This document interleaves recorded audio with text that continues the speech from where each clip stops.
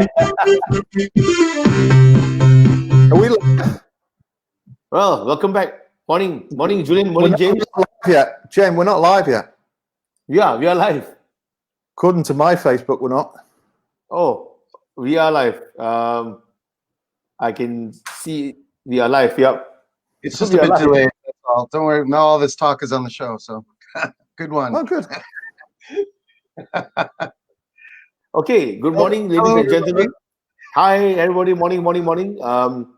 Today's episode 9 of On the Ball. Today, James, Julian, and myself, we want to discuss something really important, which is the wardrobe malfunction. I know, we'll discuss that later. Then, what we've been discussing among the three of us is actually the definition of a sports legend. For a long time now, we've seen the word sports legend being thrown about like as if it's a word at the coffee shop. But what does it actually mean? And when will an athlete be considered a sports legend? So, for example, is Maria Sharapova a tennis legend? Is Tim Cahill a football legend? Is Scottie Pippen a basketball legend? These are things today we would like to just have a chat about. I think James, Julian, and I may have something differing in our views. We will see how it goes in our debate later. Then at the end of the day, we'll come to the most, as usual, the second part of the topic will be the most important mind-shaking and world-shattering topic of wardrobe malfunction in sports. We will go through some interesting and hilarious photographs afterwards. Yeah. So to set the tone, Julian, I know you have had some thoughts on this. Maybe you can share with everybody here what you think is a defined or described as a sports legend before James and I Hang on. Yes, James. Some current events. Oh, what happened? Yes. Oh my God. I want to give a quick shout out to my kids. Both of them are off to college. I'm Johnny going to Hamlin Pipers, and Dante going to North Dakota State. He's be a freshman this year, so they're off to school. So good luck to them. Congratulations, guys. And secondly, I just wanted to congratulate the Minnesota Timberwolves getting the #1 pick in the NBA. It'll only be the 4th time in their history, even though they're the worst team every year for like 40 years. It's only the 4th time that they got the first pick. So who are they going to pick? Are they going to pick Anthony Edwards, LaMelo Ball, or are they going to trade their pick for a guy who can help them right away? I don't know, but almost guaranteed that they're going to screw it up. Almost guaranteed. So that sounds very Everton-like. Yeah, sorry about that, James. You're right. I forgot about it. We are supposed to start with our usual weekly news of the day. Yeah. If you guys have anything, I don't know if anything came to mind. I have one thing. What are they doing with Facebook? For the past 5 minutes, have you been talking? I've been trying to share it to my Facebook, and I can't. Well, I'm live. Okay. Yeah. The link is not there. That used to be there because they've changed Facebook's interface. Well, the good thing is that you don't really have any friends on Facebook, so it's not going to really affect our viewership. Yeah, good point. Good point. Yeah, no friends at all. Yeah. But any news, Julian, on your side? I think you got a shout out to Sevilla for winning the UEFA Cup. Was that six wins in, I don't know, since 2004, 5, 6, or whatever it was that they won it the first time, which is phenomenal for the size of the club it is. It's phenomenal for the Spanish league, or sort of the second tier of Spanish league. You've got to take your hat off that they've been able to do that so many times in such a fairly short period of time. I mean, it's nothing short of colossal. In fact, you've got Barcelona, Real Madrid, all the big six or whatever, doing it year in, year out because they have the biggest budgets. The budget of Sevilla was something like 200 million less than Inter Milan, who they beat in the final. It's huge. I mean, I think it's not as celebrated as it should be. That's the way I look at it. That's amazing. But they seem to be a serial UEFA Cup winner, right? The Seville. Almost every now and then they'll win it. They're good. They're good. Yeah, they are. That's impressive. Okay. Well, well, for me, I just wanted to say that I was inaccurate because I wanted Atletico Madrid to be in the final of the Champions League, but unfortunately they lost 2 rounds ago, and we're going to have a PSG against Bayern Munich final, and I think Bayern is the favorite to win the Champions League. And then on the other side is the Ronald Koeman became the manager of Barcelona, right? So we'll see how it goes on that. Yeah, cool. Yeah. I guess they need new leadership over there. To be honest, the worst thing they could have ever done was to hire that idiot. I really don't think that Ronald Koeman is going to be the answer to their problems. I mean, if you watch the way he ran Everton, was pathetic. The football that we played was pathetic. Now, admittedly, we don't have the quality of players that Barcelona had, but he just didn't have an idea. We were the most, in fact, I will go as far as say, Everton were the dullest I've ever seen them in 45 years of following them. They were that bad. Yeah. When Koeman was manager. Koeman play for Barcelona, or why would they? He did, yeah. He's a legend, a local legend of Barcelona. Or is he? He is. Apparently, he is. Exactly. I don't think he will be anymore after this.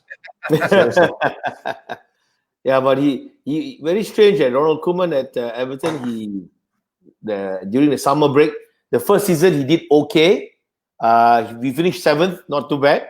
Yeah, good. And then did quite well. The second part of the first season that he was in, the second part we had some big games. We won 4-0 against Man City, 6-3 against Bournemouth. Did all right. Then for some reason in the summer he bought 3 number 10 players: Gylfi Sigurdsson, Wayne Rooney, and Davy Klaassen from Ajax Amsterdam. Was strange. He didn't buy a new left back. We had no right wing, and then it's quite bad. And we didn't replace Lukaku. He alienates a lot of players. He did it in Valencia. He did it at Everton. I think he was okay at Southampton. But look, let's just say, if they think he's going to be the Messiah, I think they're going to be sorely mistaken. Yeah, let's see. He's a very naughty boy. Yeah, he's quite nasty. All right, I'll tell you one thing to put an exclamation point on this issue. If I was playing a sport, I wouldn't want to be the position left back. It's kind of almost like you're an afterthought. Yeah, you're left back. Yeah, left out, left back, same thing. Yeah. Anyway. Oh, you're right back. All right, right back in change room. Right back. Okay, ladies and gentlemen, today we are going to discuss about the issue of sports legends. So I was saying, Julian, you want to set the tone for the discussion. What do you think is the definition of sport legend? I was doing a bit of research prior to this episode, and because I was trying to work out, what is a legend? And I'd come up with a player in my mind, and I go, is he a legend or not? And I'd fight in my own brain, trying to work, he is. And then I'd tell myself, maybe he isn't. And then I found an article, it was a Bleacher Report article, about how they define what they think a legend is. And it sort of clicked in my head of saying, I think that's the way we should look at it. And, guys, you can agree or not agree as you see fit, but there's 2 types of legends as far as I'm concerned. And that is, number 1, you have a local legend, a team legend, maybe even a national legend. And that's someone like,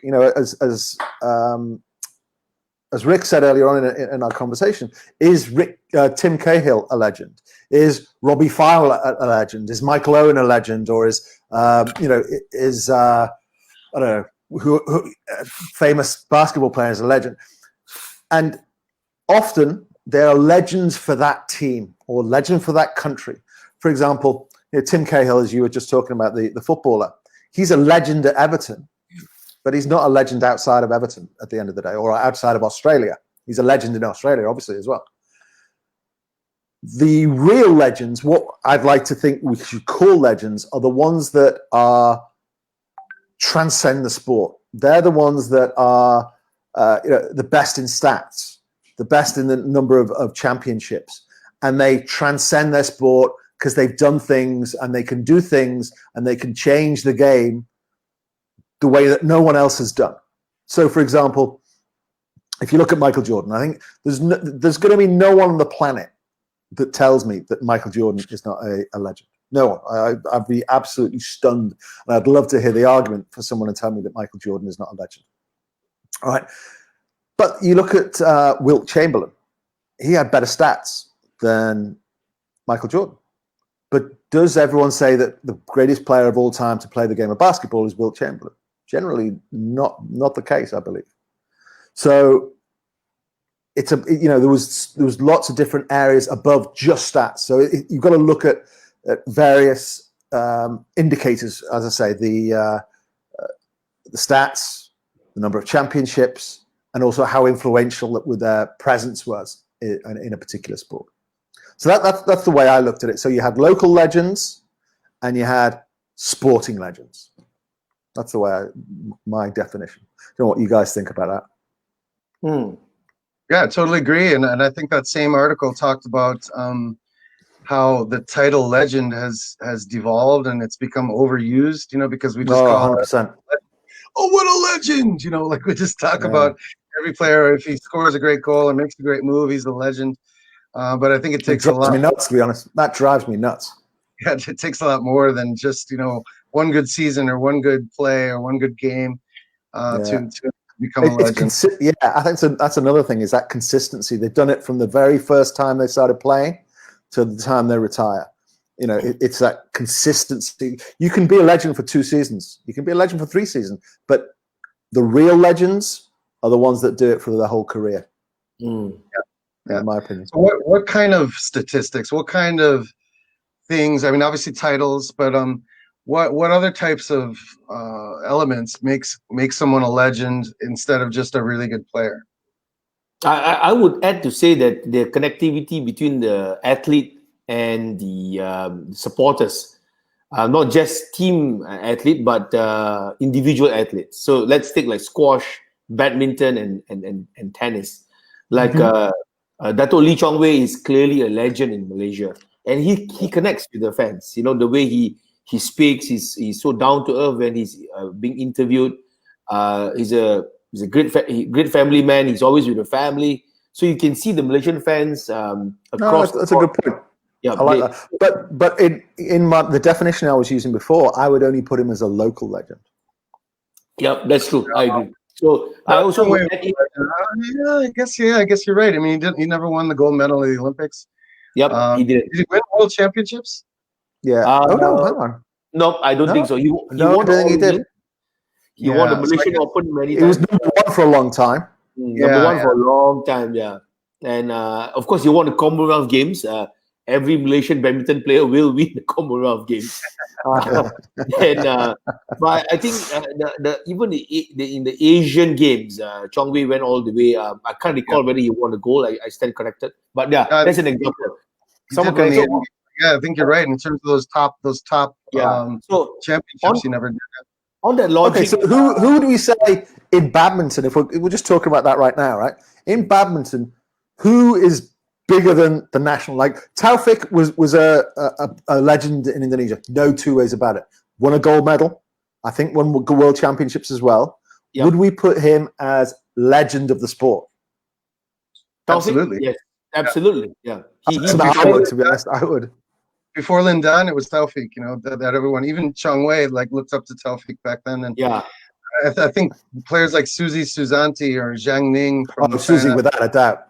Yeah, these are super legends, and played with grace. And like you said, Rick, they were great with fans and they lived their lives, in a great way. And they made, they influenced the sport because of the way they played. Like Suzy was almost like a ballerina on the court, and her style was inspired other people to play that way. So I think that's part of being a legend. But also they won multiple championships and changed the way the game was played and sort of transcended it. It was like at the time you weren't just if you knew anything about badminton, you knew Susie Susanto.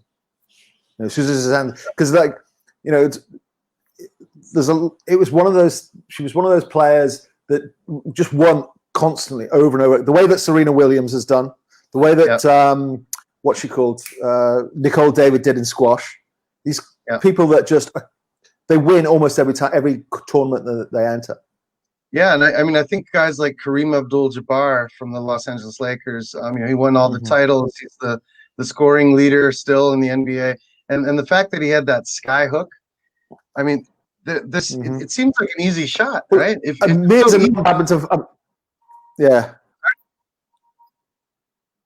it was so easy, if that shot is so easy, how come Shaquille O'Neal didn't use it? How come Tim Duncan didn't use it?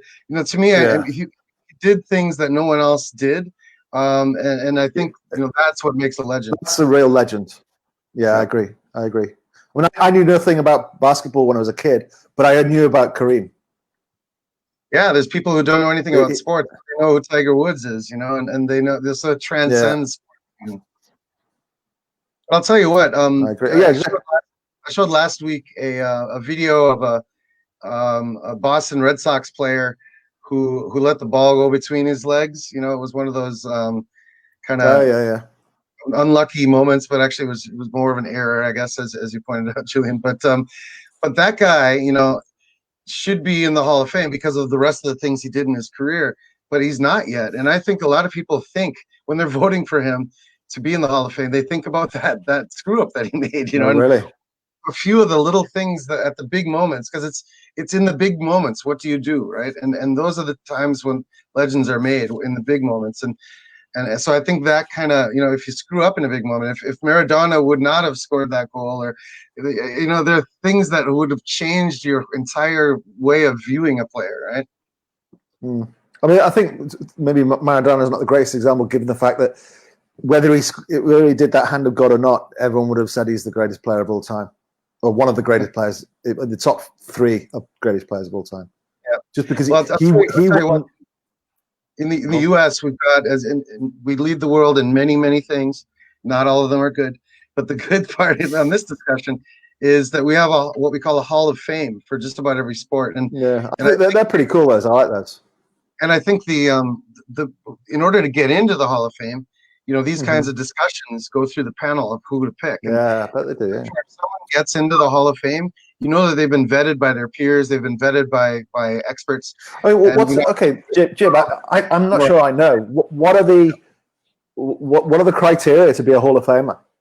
Yeah, each sport has different ones and different criteria. There you go. There's Billy Buckner, and I hope one day he makes it in. He was a great player for the Red Sox, but he screwed up big time, and people really remember that. And I think that's in the minds, because even though if there are criteria to get into the Hall of Fame, a lot of it is what you feel inside, or maybe you might have played against the guy. And sometimes you have to go way back in history. They'll go back to 100 years ago to find a guy who was unbelievable, to put him in, and you might have forgotten him. I think another element, Julian, that you brought up before is he a legend just because we remember him? And 30, 40 years ago there was another guy who was better, but because we've forgotten about him, that guy's no longer a legend, right? So.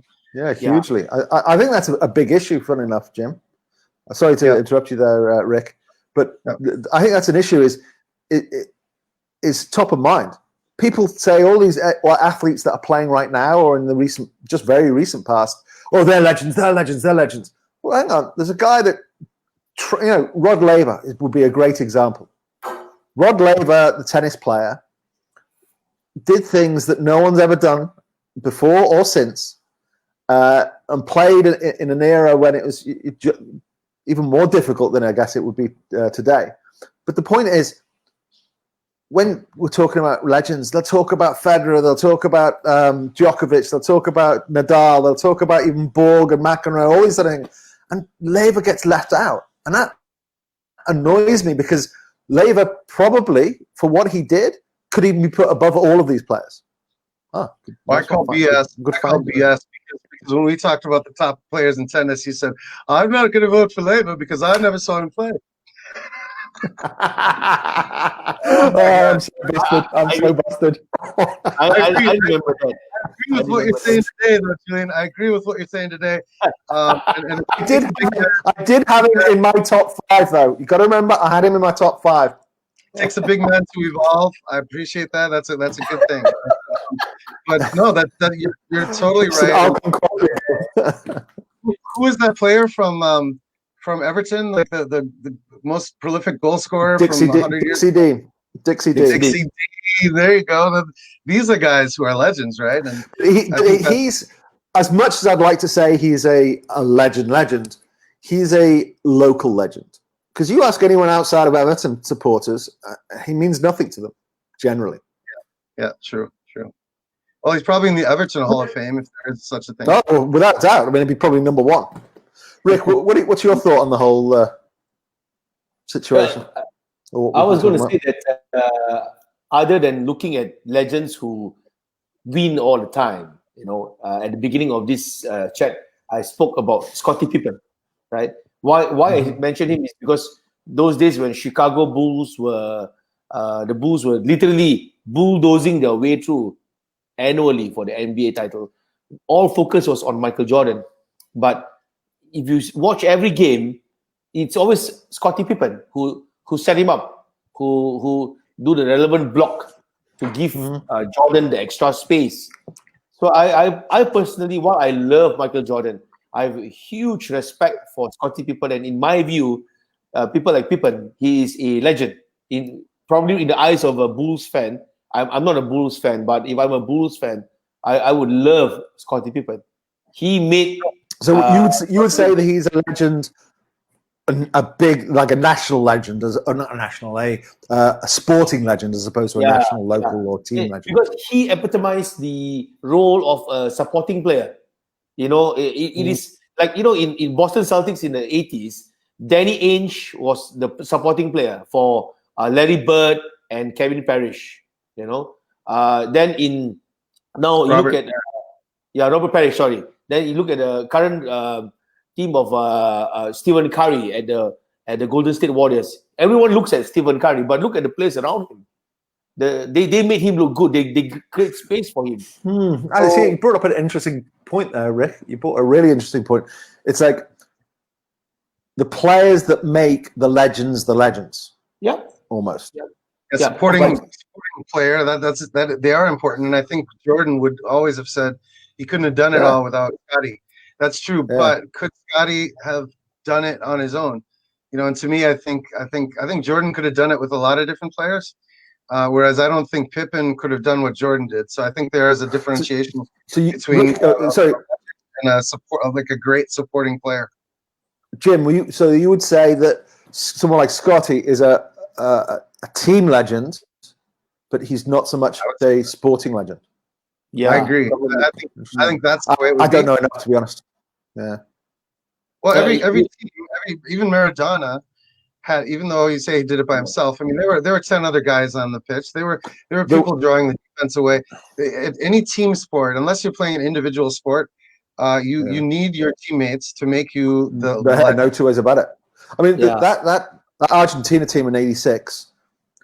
They were a very poor team, to be perfectly honest. There were no standout players other than Maradona. Maradona was what makes him a legend. He took an average team. Same with Napoli. Good team. Don't get me wrong. Good team in Napoli. He took them to the pinnacle of the sport that they would never have got anywhere near without him. Yeah. And that's what a legend does, and the other players could be good players. They could be good local players, even local legends, but a ubiquitous legend, a legend who transcends the game, is one who takes an average team and makes it great, or who takes a good role player and makes a champion out of them. So I think that's sorry, Jim. Yeah, I mean, look at a guy like in an individual sport like golf. I mean, Tiger Woods, obviously great golfer. Nicklaus, Player, Palmer, these guys are legends. Annika Sorenstam. There's a lot of great legends in the sport of golf. Phil Mickelson started out the game, and he he was a great player, won a lot of tour events, but it took him 12 years on the tour before he won a major. Yeah. Some people were starting to say, he's just doesn't have what it takes, and until you win that major, now he's won 5 majors. So obviously he's a legend of the game. But a lot of people were starting to question, is he a legend in golf? Does he have what it takes to be called a legend? Okay, and everyone until he won those majors. Let's go through a few sports, right, and discuss legends, right? So for me, I wouldn't put Phil as a legend, as in a legend of the sport. Anyone who's won maybe 5 majors. I mean, even to win one major. Maybe that's a lack of knowledge on my part, which is I'm open to admitting. For me, a legend of golf would be Tiger, would be Arnold Palmer, would be Gary Player, Jack Nicklaus, who have done it, consistently, time in, time out, and had very long careers. And actually, maybe I just don't know enough about Phil. I didn't realize he'd won 5 majors, which is pretty impressive. Fair point. But does he transcend the sport? Those names I just gave you, they transcend the game of golf. Like, I'm not a big golf fan in terms of my knowledge of it, right? So this is where I'm coming from at it. Phil Mickelson doesn't even come into my top 10 of thinking of players. Yeah, well, I mean, if you're looking at all the players who ever played, yeah, maybe he's not in the top 10, but Phil did a couple of things. He's won over almost 70 tour titles. Gary Player only won eight majors, so Phil's not that far behind Gary Player in terms of major wins. And he also created the flop shot, the Mickelson flop, which a lot of players now use, and it's something that people thought was too risky of a shot to play, and he made it a shot that is normal to use now in the game. And so I think that will always, having named that shot. That's a pretty good thing to have. Yeah, I think that's definitely something that again, puts you above the rest. We're debating, and it's open to debate, and Phil is one of those 50-50. He's a 50-50. What do you reckon, Rick? Well, I agree with him, James. Phil Mickelson is a legend. The other gentleman is, and I hope I pronounce his name correctly, is Ernie Els from. Oh yeah, Ernie Els, yeah. Yeah, he's he's got the easy swing. Easy. Big easy, exactly. I love seeing him play, and of course, whether we like it or not, Tiger Woods. Because let's be frank, before Tiger Woods came on board, golf was seen as a rich man's game, and for a long time, I don't mean to sound racist. It was seen to be a white man's game. Generally, when people say that, it means they're going to say something racist, right? Racist, yeah, exactly. So in Malaysia, I mean, when I was growing up, I always saw sports as a white man, golf as a white man's game in the world of golf. Mm-hmm. Malaysia, nobody ever made it. But when Tiger came aboard, and he being he democratized it. Yeah, he was partly Thai. And I remember my schoolmates, we wanted to play golf. And then we kept on saying, if Tiger can do it, so can we. Exactly. And I was one of them who actually started playing golf because that's a good example. That's a really, really good example of a definition of a legend. This is a guy. I mean, if you look at the figures of the amount of people that watch golf before and after Tiger, and when Tiger came back, the ratings of golf went like this: Tiger comes in, Tiger comes out, Tiger comes back again. That's it's actually, if I can add, wouldn't have got that with Phil Mickelson. If I can add, is like our Formula One racing, Michael Schumacher. So even though Lewis Hamilton he keeps on winning every time, he's so good. Together with the other racer from, can't remember his name now, but Michael Schumacher is always a legend because he's a legend. Yeah, he was because you can put him in the worst possible car and he'll probably still be in the race, like what he did with the early versions of Ferrari. When he took Ferrari after moving from Renault to Ferrari, it was a horrible car, but he was constantly top 2 and 3, and only after 2 years he got the engine right and he started winning. But Lewis Hamilton has always been seen. Yeah. Go on, Jim. Rick, sorry. While Lewis Hamilton is a prolific driver, But I noticed that he needs to get a good car. You know, if you give him a lousy car, he may not make it. But to me, I'm being technical, but that's how I'll debate about, for example, racing. Like for golf, Tiger Woods may have dropped down, but he's always the Schumacher of golf. You know, he's right up there. Yeah, I mean, there was funny enough this week. Formula One put out a who was the greatest of all time, and they talked about. They said that despite the stats and everything, they used some sort of formula. In fact, I tell you what it was pole positions. They were asking who, not the greatest, who was the fastest driver, and they worked out that the fastest driver of all time was Ayrton Senna. Number 2 was Michael Schumacher, and number 3 was Lewis Hamilton.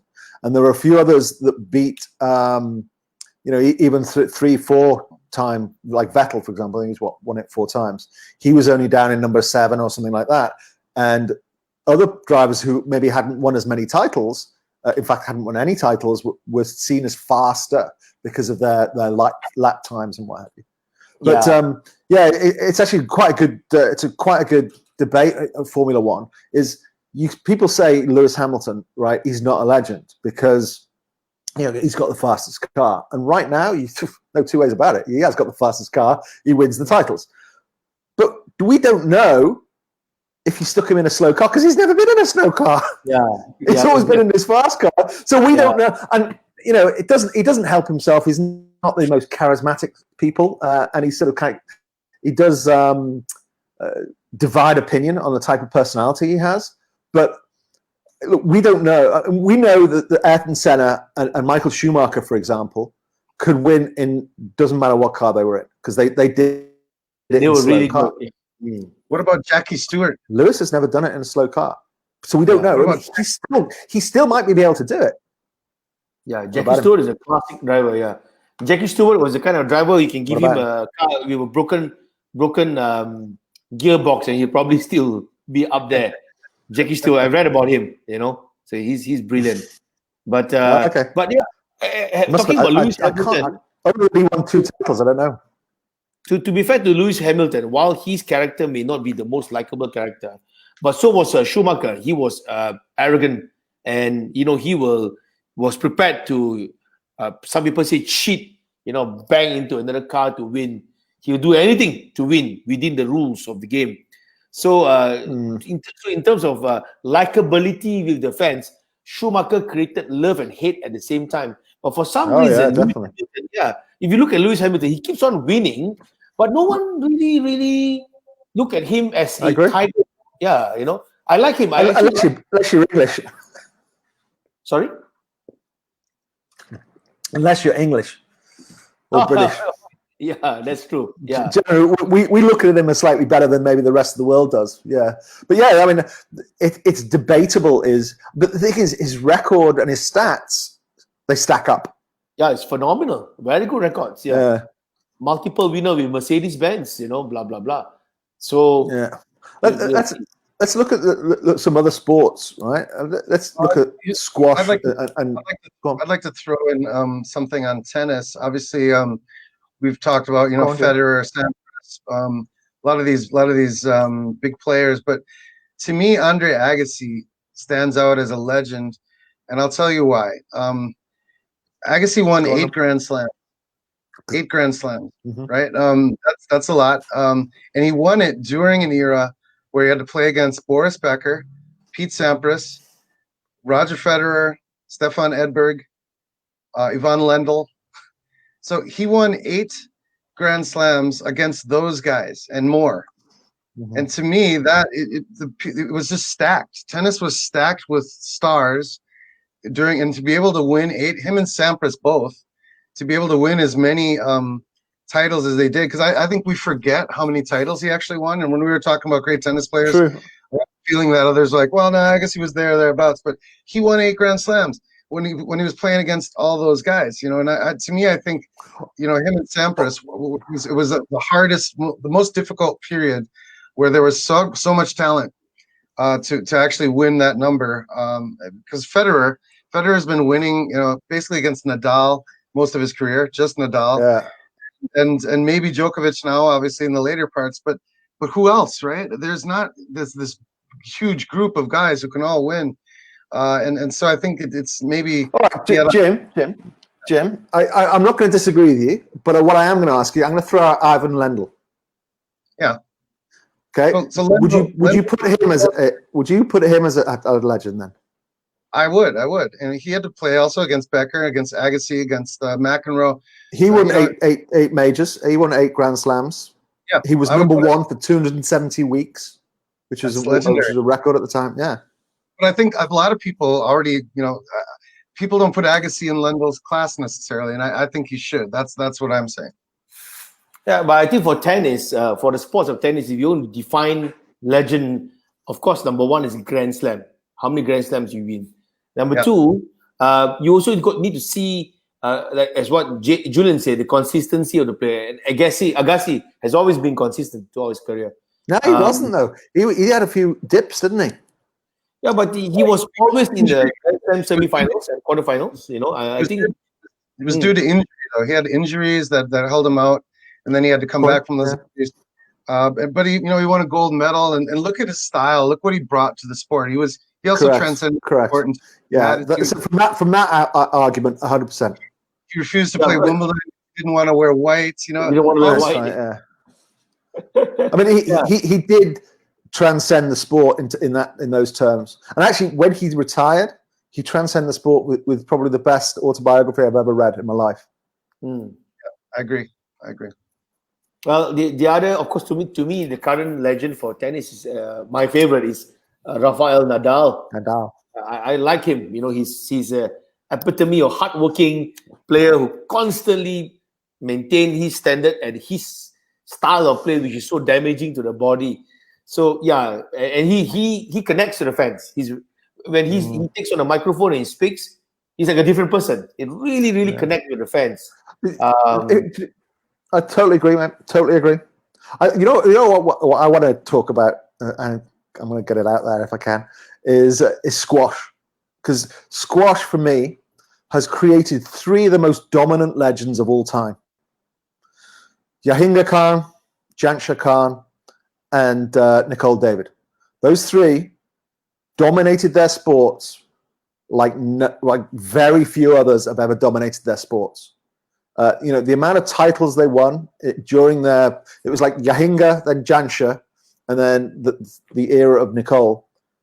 They won so many titles. They were number 1 for so long.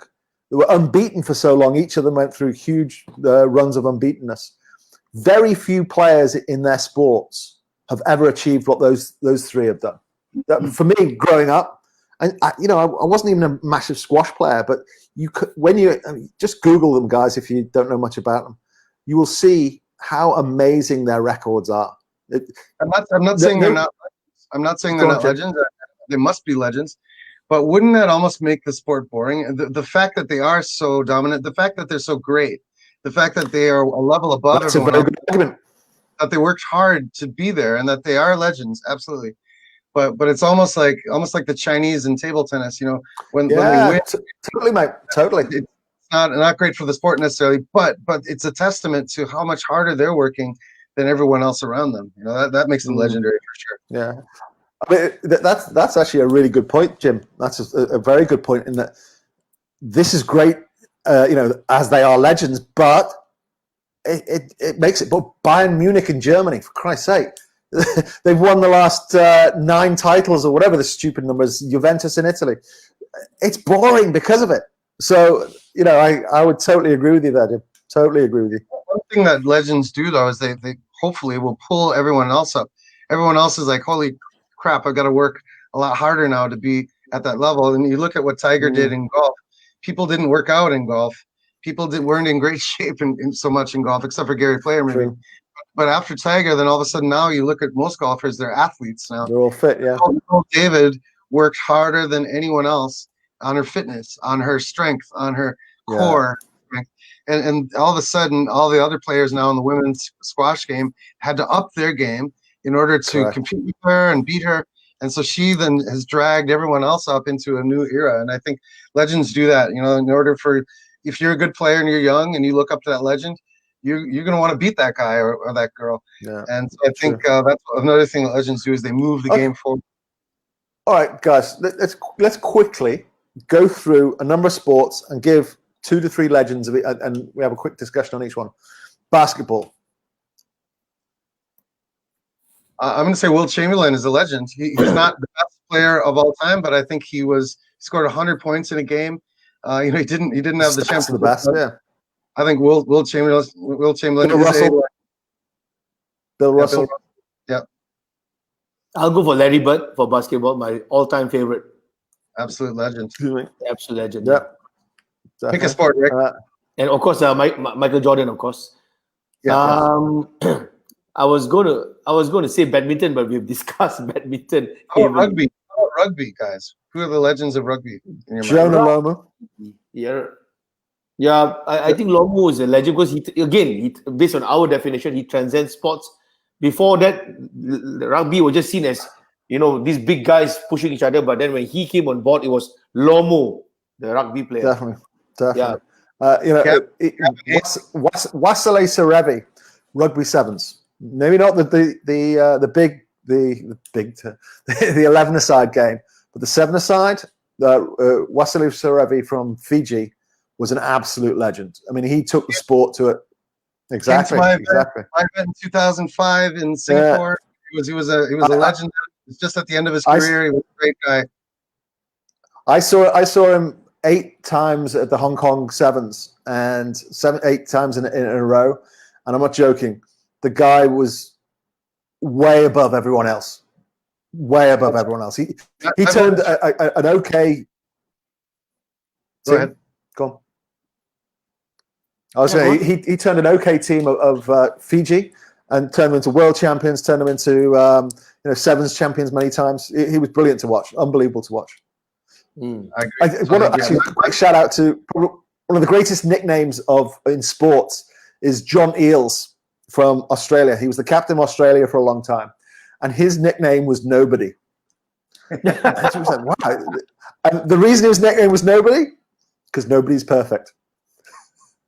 Serious? Wow. Are you serious? That's clever. Because he was perfect. He was an amazing player. John Eels. One of my favorites was Gavin Hastings, and the reason why I choose him is because at rugby dinners he tells the best stories. Okay. Excellent. Well, what Give us about another sport. what about? Well, we speak about it quite often, especially Julian and I. What about soccer, football? We gave our definitive top 5. I think about 5 episodes ago. But for a legend, one particular legend for male soccer team, for the male soccer players. 4 syllables. 4 syllables. Beckenbauer. Right there. Franz Beckenbauer. Legend. Yeah, definitely. I mean, you got people like Beckenbauer, Cruyff, Pele, Maradona, current Messi, Ronaldo, current Ronaldo, the old Ronaldo. And there's lots of players who were good for their team and good for their country, but don't reach those levels that I've just described. How about a guy like Thierry Henry? See, I'm torn, right? I love Henry. I mean, for me, Henry was an amazing player, and I used to love watching him. But is he? Could you put him on the same level as the ones I've just mentioned?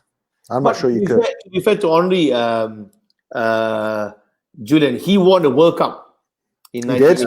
Yeah, he won championships. Yeah, won championship, and he took Barcelona, to the finals, and also the European Championship, the Continental Football. He also won that before. Correct. Yeah. In terms of trophies, he did, and then in England, when he moved to Arsenal, he was constantly the top scorer. Especially when Ian Wright retired, he was the number 1. So he's a legend. Look, I'm sort of torn, to be honest. I'll be really. I can't say definitively either way. The more I think about it, the more you describe it, I think, yeah, he probably is.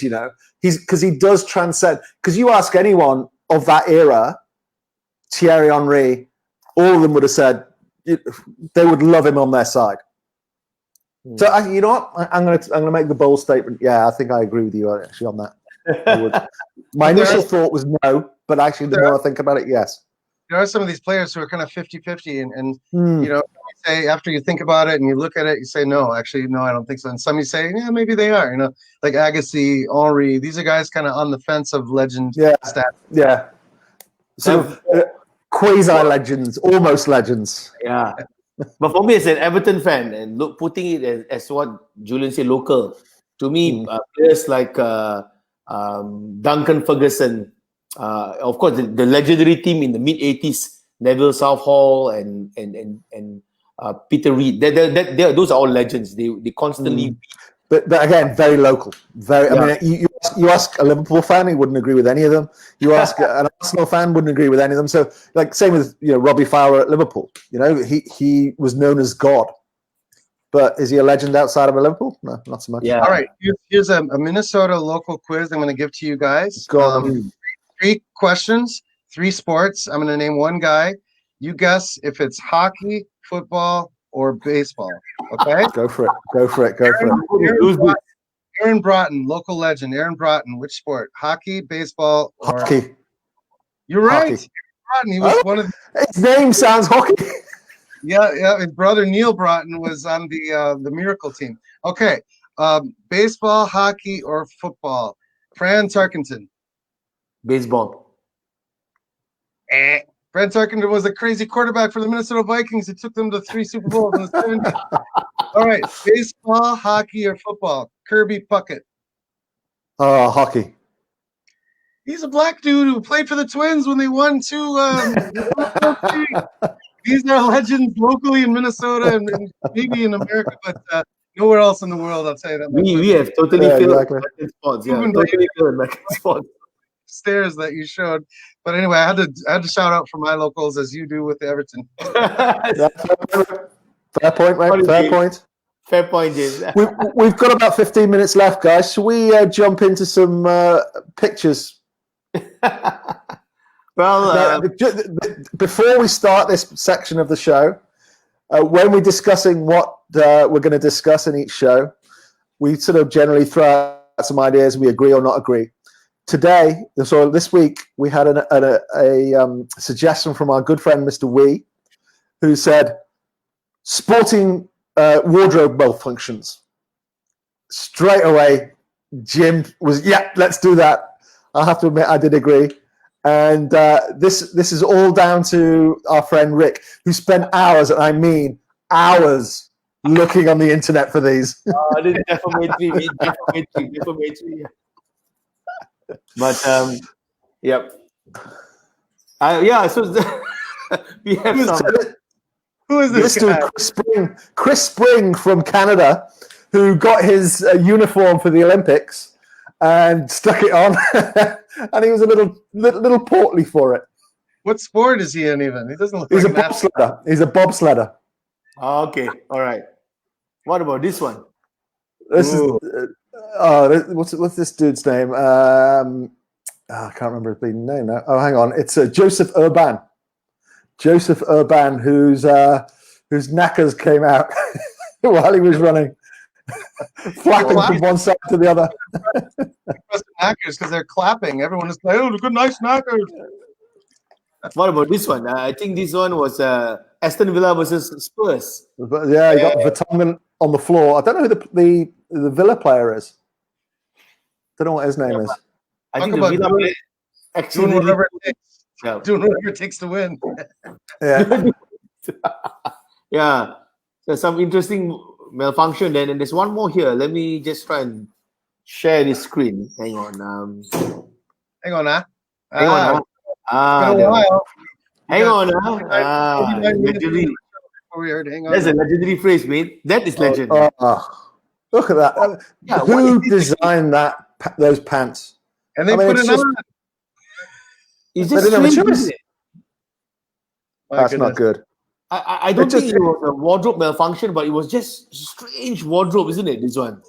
It's whoever designed that kit. Yeah, whoever designed that kit is either very sick or has got no idea about what's happening in the world.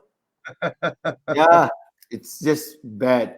What about And this one? I wonder when they put it on the first time, they're like, "Oh, should we?" Okay. So I can remember when I found that picture, and I'm like, "What's wrong with that? There's nothing wrong there." Then it clicks in your head, and you go, "Ah." Nice crescent. I think this photo highlights Singapore very well. It's really large. Yeah, it makes Singapore very sharp and pointy. Sharp and pointy. Yeah, nice one, Rick. What about this one? This is another one more. I think you need to be looking really at the guy second from left.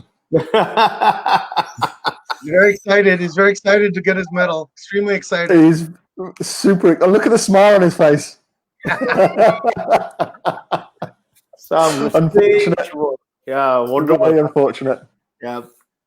So we have that there. Then let's watch some videos. I think James got us some videos to watch.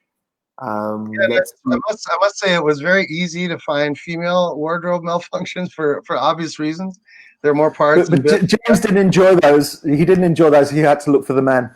But So let's watch this one. If you go back to the beginning of the beginning, can you go to the beginning? You don't need to.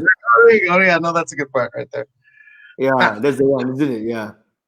So at the beginning was the race. You can see the race at Canterbury, right?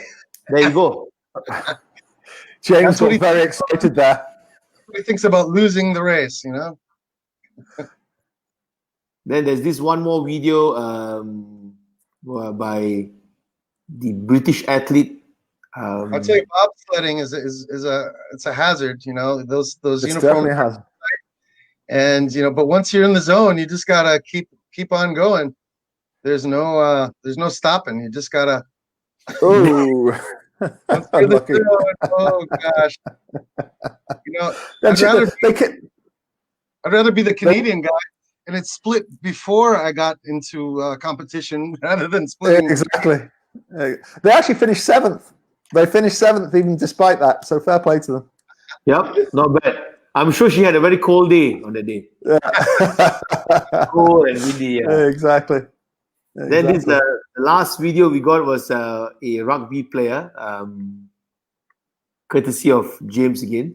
18-year-old kid, first time on the international scene at the highest level of club competition, and they do this to him. They pull his pants. Hey, that's not the ball. That's the ball. Yeah. Do we see a pattern in these videos? The type of things that James likes. I noticed that too, Julian. Actually, you know what you should show next, Rick? Is that Serena Williams one? Oh, it's cool. That's called Poor Choice of Outfit. The Serena Williams. Poor choice of outfit. I'm a big fan of Serena. I mean, I think she's unbelievable. What she is without doubt a legend in the sport, right? But when she chose these leggings, she was not thinking. She was not thinking. It was honestly possibly the worst choice she could have made, because it makes her look as though she wasn't wearing any. And if Rick finds it, I am trying to find it. You can see what it was. It was the first. Serena and Venus both have had these kind of fashion faux pas. I guess. Yeah. It was the first one in one of your folders, Rick. Found it. Yep. Hang on. So is this picture, right? This strange looking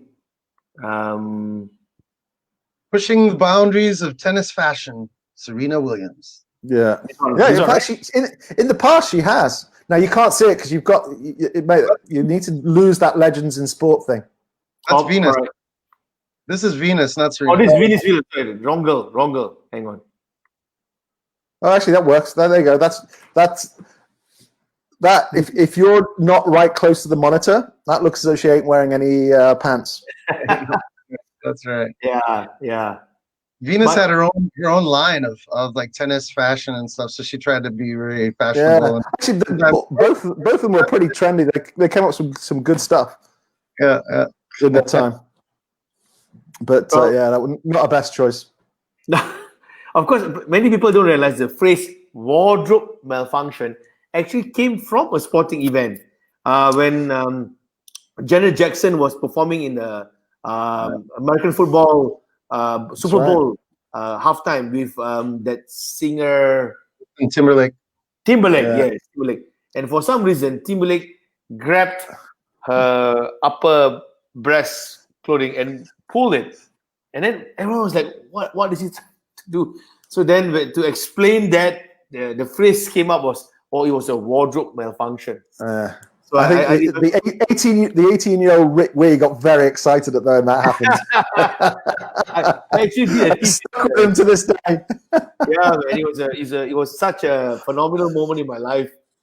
Yeah, exactly. I think at that time, Janet Jackson was kind of, she wasn't really relevant anymore, and she was trying to make a comeback. I think she wanted to make like a big kind of a big boom moment, and although they said it was a malfunction, obviously it was clearly. Oh no, it was definitely not a malfunction. They did that on purpose. I mean, she was wearing that sort of thing on top of her nipple, I guess. That was planned. That was 100. But they just didn't expect the backlash. Middle America didn't like it. Yeah. Middle America did not like it. All you Minnesotans were not happy. Yeah, he wasn't good. We had no. We keep our opinions to ourselves in Minnesota. We don't lash out. Yeah, that's probably true. Actually, that's probably true. Hey. So there we go, ladies and gentlemen. We have our show today for the legends of sports and the wardrobe malfunction. Maybe Julian, James, you want to say some summary about your views about the definition of legends of sports before we call it a day? I think I've got one in that before you start bandying the word legend around, think. I think the younger today, and look, everyone always blames the young, and I'm no different. They only look at what's in front of them rather than they've looked a little bit behind them. A lot of legends we've talked about today didn't play when we were young.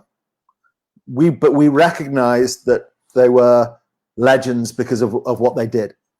And I think today's young don't necessarily do that as much as they do. And that's not necessarily their fault. Don't get me wrong. I don't think it's their fault. I think it's the way it's presented in the media. The media annoys the hell out of me. And guess what? I am the media. I've been the media for a long time in my career. But what happens is they look at immediacy. They look at what's happening right now. And they're telling you their product today is better than any product that's ever been before. If you hear Sky Sports in the UK or any football broadcaster, they think that the football was invented in 1992. Anything before that didn't happen. Yeah, and I'm sure it's the same in basketball and football, American football, and what have you. But before you start bandying the word legend out, look at the bigger scheme of things. Look behind you rather than just in front of you. That's what I would like to say. Good way to put a point on it, Julian. And just to add to that, I think in the U.S. again we have halls of fame for every sport, and I would almost require. I think every sport globally should have a hall of fame because that means that those and every person who's interested in sport should then go to that hall of fame, because that will get you past what Julian was talking about, past just what happened in your life, and you'll be able to see these legends from previous eras. And you'll be able to see what they did and compare it to the ones of current days. Because if people have voted those athletes into the Hall of Fame of their sport, that means they are true legends. So if you feel someone's a legend because you're watching the media, the fake news media who puts all these false legends up there, but if you then go to the Hall of Fame of the sport that you love, you will see the true legends, and you'll be able to come out of that Hall of Fame and say, okay, now I know how to a legend or what. I love that idea, Jim. I love that idea, and I wish it was outside of America. And actually, America does a lot of things wrong, but one thing they do right is sport. I'll give them that. Some sports do have a Hall of Fame. I know badminton has a Hall of Fame. There are sports that do, and I think in clubs also. If you go to Old Trafford, you go to the Bernabeu, you walk through the stadium tour. They have their kind of Hall of Fames, their walls of fame, and things like this. So it's not like it's not being done, but I think it should be ubiquitous. Everyone should be doing that. Yeah, the way it's done in America is done very well. There is a football Hall of Fame in the UK, but very few people know about it. No, the American sports, they value the quality of sports. They value people who play well in sports. So their Hall of Fame is actually well controlled, well done. They would have Hall of Fame for school levels. I remember reading that for American football, right, James? Yeah, for all different sports. Yeah, at every level. Yeah. Well, for me, if I as I said earlier, other than I adapt and adopt both of your definitions of legends, but I will add the important element is the connectivity to the fans. No use if you win, but if I don't care about you. Yeah. So I think to me, like another famous player in badminton is Yang Yang. If you remember Yang Yang in the 80s, he was a legendary badminton player, and Malaysians just love him, even though we hate him for beating Malaysia. And the other one is a legendary Misbun Siddiq, who wasn't that consistent a player, but the style of his play, with his long hair, and he connected with the fans for Malaysian level. Yeah, I think that's often ignored a little bit, actually.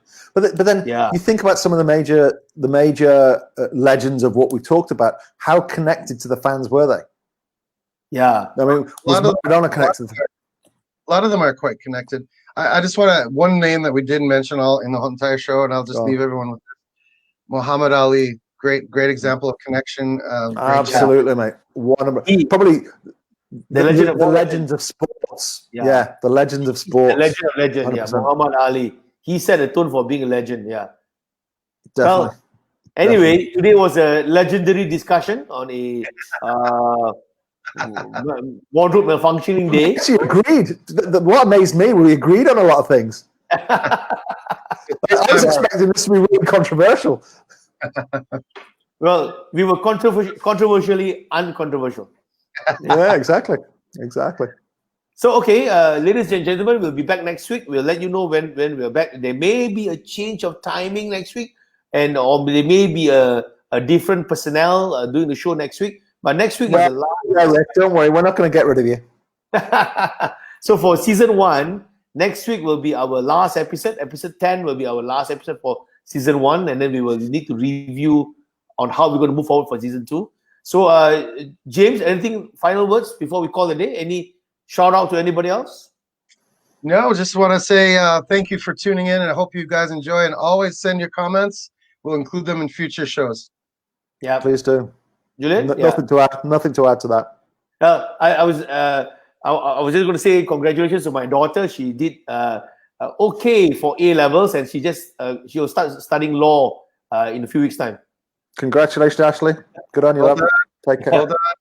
Okay, guys. See you. Hold on for a while. You all don't go yet. I'm just going to end the show. Music on. Uh-oh. Sorry, I dropped. You've confused him. You've confused him. That one, but I think we're coming in. There we go. Oh, on the ball. Adios.